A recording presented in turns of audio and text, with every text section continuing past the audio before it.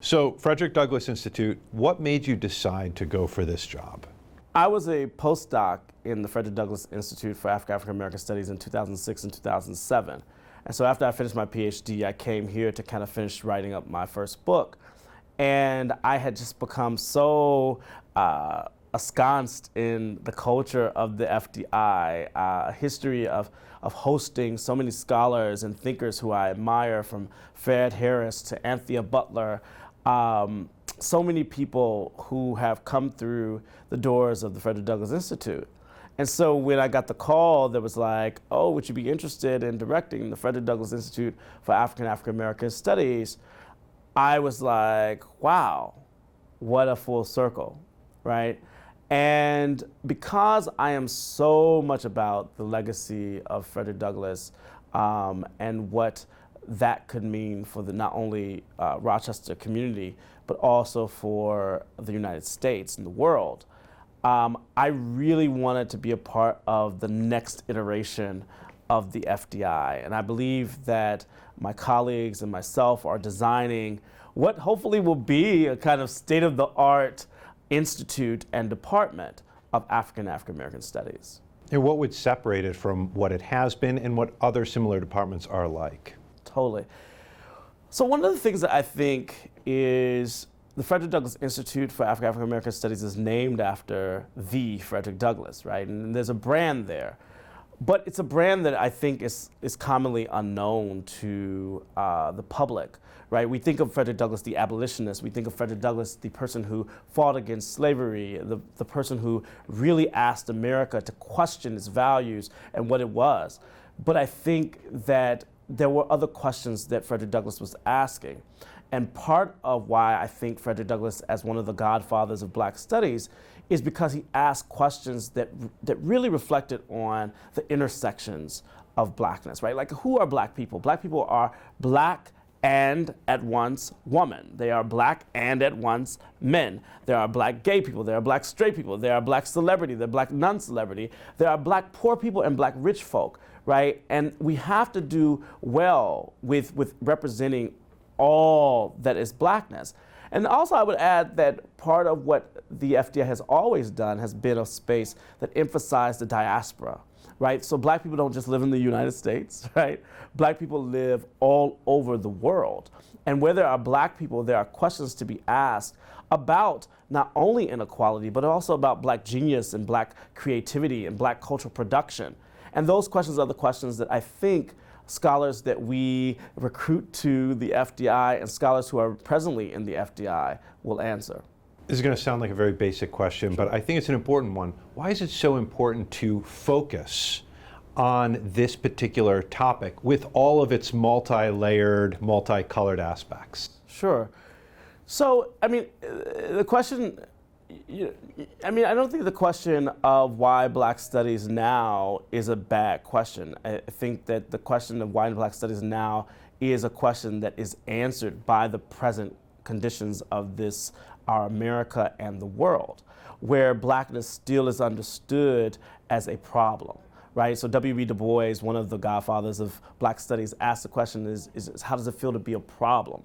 And that question has guided Black studies historically forever. But, you know, one of the questions that I think that we're starting to ask more of is, how do we become a problem in the first place, right? And the present conditions under which we live, where we see so much anti-Black state violence, right? We are asking this question, like, why is it natural to assume that, for example, I got pulled over the other day, and why is it with the question, where are you going? Why is it not assumed that I live in Fairport, right? Those kind of questions are questions that we're facing right now in our present moment.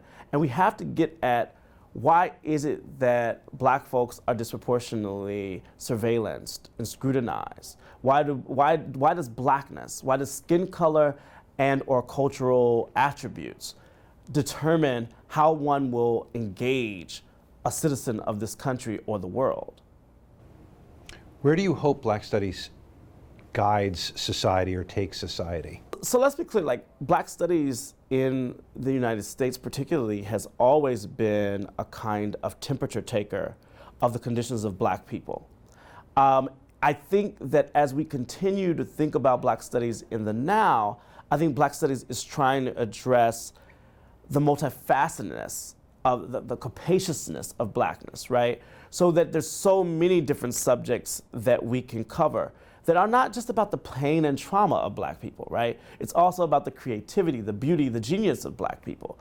And so for me, as director of the Frederick Douglass Institute, I want to talk as much about the pains and the sacrifice of a person like Frederick Douglass as I want to talk about his writing, right? The audacity and skill of a Frederick Douglass to really write down with such tenacity and grace what happened in his life and to other Black people. And so we'll continue that, but also I think that what's also important is that the work of Black studies be communicated to a community larger than academia, right? It's great, you know, we have academia. Academia is a great place, the university is a great place, but what good is a body of knowledge if it's not being dispersed to people? And so as the director of FDI, what I want to do is make people, of course, get to know that the FDI exists and is a community resource for all parts of the Rochester community, but also a resource for the world, right? A global hub of knowledge and creativity and cultural production. And we have scholars that are doing the good work to advance the lives of Black people and also to critique anti-Blackness as it appears within our world. It's interesting, at times, some people don't live up to their legacy. And then I started reading the speeches of Frederick Douglass, and you're feeding into my growing belief that his legacy isn't big enough. Yeah. And by that, I assume you mean like, you know, people don't see his legacy. Or it's not as expansive enough. And you already kind of got to that, which is, we know him as the abolitionist. Right. He truly was remarkable. Truly.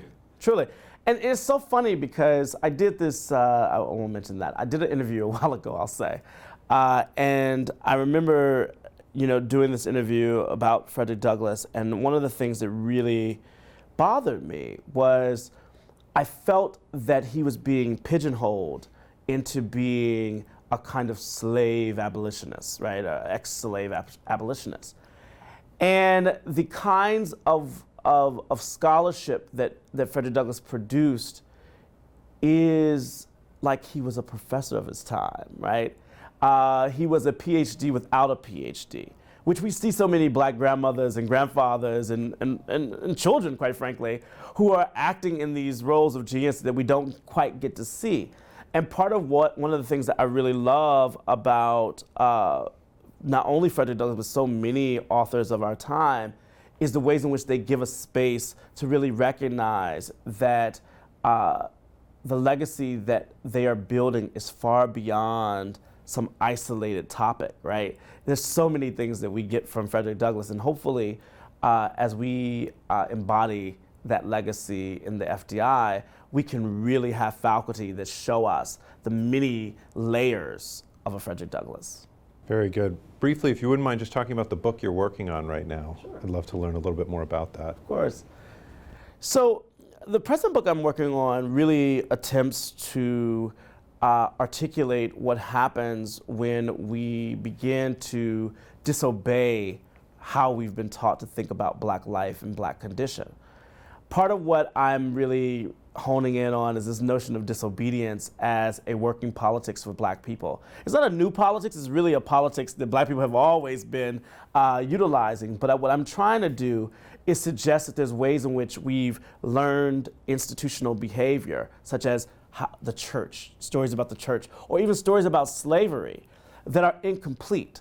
And so many of our cousins and friends, right, have these kind of like riffs on things like slavery, for example. So I had a friend once who I bought him the cover of the African American Odyssey, which was an African American history textbook. And it has a great migration, these images of people dancing and singing and all of these things, you know. And he says, wow, it's so interesting to see so many queens on the front of this, textbook. And he himself was gay and was reading, right, other queer people into the history of migration, right? And I'm sitting here like, whoa, this is new for me. I don't know. I didn't know that, I had never thought of that. But of course there were, right?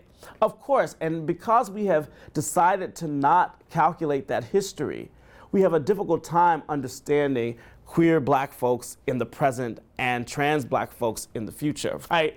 And so it's so many ways, right, that opened up for me a way of reading that I had yet to actually come to grips with. And the book goes through all these different moments where other black folks, mostly elders, but not just elders, children as well, teach me how to read in these disobedient ways. I love it. I'm looking forward to it. Yeah, I'm excited about it. From my understanding is right now in Institute, it offers a guide for students, programs and all that, but it's moving into a department. What does that project entail and what does that mean? Yeah, it's a big project, but we're gratefully I'm able to say that the program will be a department this spring.